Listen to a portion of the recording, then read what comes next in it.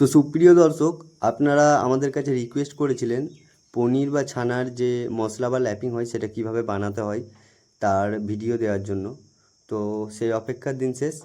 আজকে আমরা সেই ছানা বা পনিরের যে ল্যাপিং বা চার কিভাবে প্রসেস করতে হয় তার প্রথম ধাপটা নিয়ে চলে এলাম আপনাদের কাছে। তো দেখুন, আমি মশলা সহ সব কিছুই দেখানোর চেষ্টা করছি। প্রথমেই আপনারা কেজি পরিমাণ ছানা বা পনির নিয়ে নেবেন, ঠিক আছে?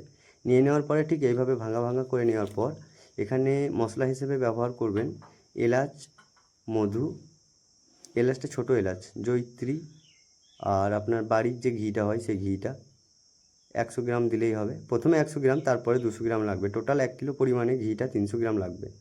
আচ্ছা, তারপরে লাগছে দারুচিনি বা দালচিনি, আপনারা যেটা খুশি সেটা বলতে পারেন।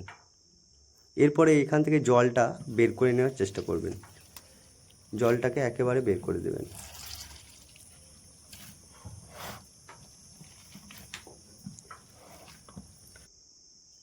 জলটা বের করে দেওয়ার পর আপনারা যদি মনে করেন এটার অর্ধেকটা থেকে ল্যাপিং বানাবেন তাহলে সেটা আলাদা করে নেবেন এবং সেটার প্রসেসটা আলাদা। আর যেটা চার হবে সেটার ক্ষেত্রে যে 100 গ্রাম পরিমাণ ঘিটা রয়েছে সেই ঘিটাকে ভালোভাবে মেখে নেবেন, ছানা বা পনিরটার সঙ্গে খুব ভালোভাবে মেখে নেবেন।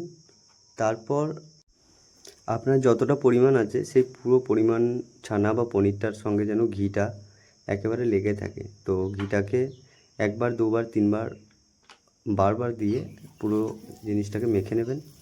তারপরের প্রসেসটা আমি দেখাচ্ছি কী করতে হবে।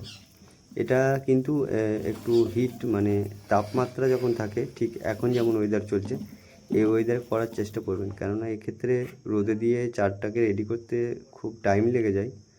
তো বর্ষা বা শীতকালে এটা রেডি হতে একটু সময় লেগে যায়।